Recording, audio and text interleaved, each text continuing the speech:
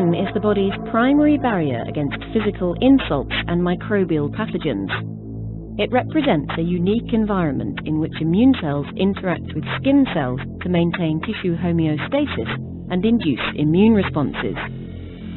The skin is composed of epidermis, dermis, and a subcutaneous fatty region. Commensal bacteria, fungi, and viruses living on the skin have beneficial effects in the protection against pathogens and in wound healing.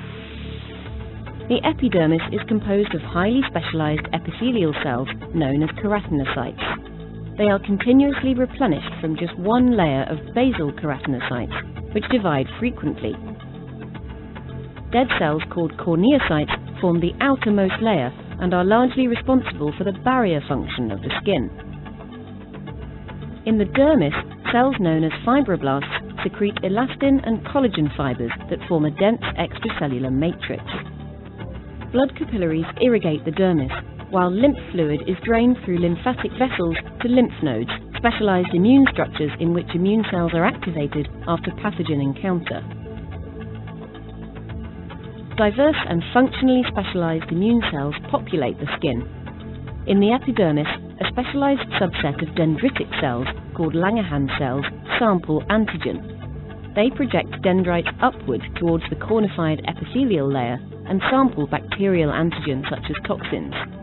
Langerhans cells appear to be both anti-inflammatory and activatory depending on context. Dendritic cells in the dermis are highly efficient at capturing dead cells and presenting antigen, such as viruses, other intracellular pathogens, or skin-associated self-antigen, to T cells. If dendritic cells are the immune sentinels, T cells are the immune effectors. Healthy skin contains more than twice the number of T cells found in the blood. Most of them are memory T cells that have previously encountered antigen and can be rapidly reactivated. T cells in the epidermis are mostly CD8 T cells, a subset that becomes cytotoxic and kill target cells upon activation. They're long-term residents in the epidermis, mostly disconnected from the circulation. T cells in the dermis are mostly helper CD4 T cells, which have a more modulatory role in the immune response. A variety of other immune cells, such as natural killer cells, eosinophils, and mast cells, are present in the dermis and might be involved in allergic reactions in the skin.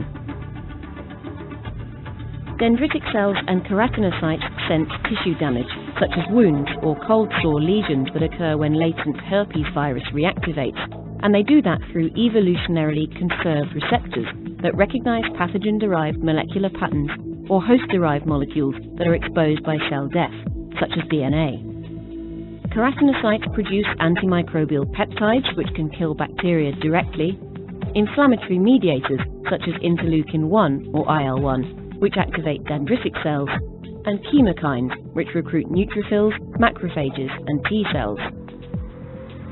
Activated dendritic cells migrate to the lymph nodes, where they present antigen from the site of infection to naive T cells, priming them to activate and differentiate into effector T cells. Activated T cells return to the skin and kill infected keratinocytes to control viral infection or secrete signals that recruit additional immune effector cells. Following viral clearance, memory CD8 T cells persist in the epidermis to provide immunity for future encounters with the same virus. Immune responses can become dysregulated and cause skin disorders such as psoriasis or atopic dermatitis. Psoriasis is a lifelong inflammatory skin disease characterized by scaly reddish plaques. A combination of environmental and genetic factors confers susceptibility to the disease. Physical injury or inflammation can trigger the formation of an acute lesion. The antigenic trigger is unknown, but current models propose that stressed keratinocytes might release self-DNA, which in complex with an antimicrobial peptide activates dermal plasmacytoid dendritic cells to secrete high amounts of the antiviral mediator interferon. Together with pro-inflammatory IL-1 alpha released by stressed keratinocytes, interferon activates dermal dendritic cells to promote T-cell differentiation. The earliest recognizable change in the affected skin is the accumulation of T cells and dendritic cells around blood vessels in the dermis. An overt lesion occurs when CD8 T cells, dendritic cells, and neutrophils infiltrate the epidermis. Specialized subsets of T cells secrete soluble mediators like interferon gamma and IL-17, which stimulate the proliferation of keratinocytes, and this produces a marked thickening of the epidermis. Signals from the proliferating keratinocytes act as chemoattractants for infiltrating neutrophils. Crosstalk between immune cells, keratinocytes, and dermal cells thus contributes to tissue remodeling and amplification of this dysregulated immune response. Without treatment, acute psoriatic lesions become chronic lesions. Genetic studies have identified psoriasis-associated susceptibility genes, some of them linking Th17 cells, the subset of T cells that produce IL-17, to psoriasis pathogenesis. Thus, immune cells in the skin exert important roles in maintaining the barrier function against pathogens, but can also become activated by self-antigen or harmless antigen to cause autoimmunity or allergies. The body's largest organ, the skin, serves as a protective coat, guarding internal structures from the outside environment. It is composed of two distinct layers of tissue, the epidermis and the dermis. The epidermis consists of an outer sheet of dead cells called the stratum corneum, and a deeper section of rapidly dividing cells called the basal layer. When dead cells of the stratum corneum are damaged or scraped off during body activity, cells from the basal layer rise to replace them. The epidermis serves as the body's initial barrier to invading foreign substances. Directly below the basal layer is the thicker dermis layer, made of dense connective tissue. Embedded within the dermis are several kinds of important sensory receptors, including thermoreceptors, which detect temperature change, Meissner's corpuscles, which are sensitive to touch, and free nerve endings, which detect pain and tissue damage. The dermis also contains many other structures, including sweat glands, hair follicles, and blood vessels. We are now looking at the same slide on high power. The tip of the pointer is in the region where the basement lamina would be that underlies all epithelia. From the tip of the pointer through these living cells and then up into the dead cells, we see the keratinized stratified squamous epithelium. If you'll note, from the tip of the pointer out to the free surface that you get a hint of on the right, all that area is many, many layers of dead flattened cells. So that would be the keratinized region. The tip of the pointer now is in the living cells. This is the most superficial layer of living cells, the dead cells being superficial to it. Thick skin has a very thick layer of keratinization. Now we'll look at thin skin. This is keratinized stratified squamous epithelium found in thin skin. The tip of the pointer is at the base of the epithelium. Underlying tissue is different.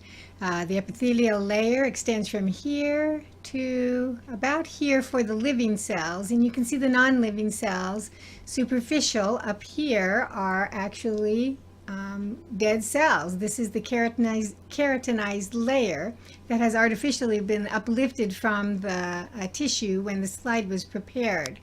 Note how much thinner the keratinized layer is on thin skin than thick skin. Thin skin is found everywhere on the body with the exception of the soles of the feet and the palms of the hand.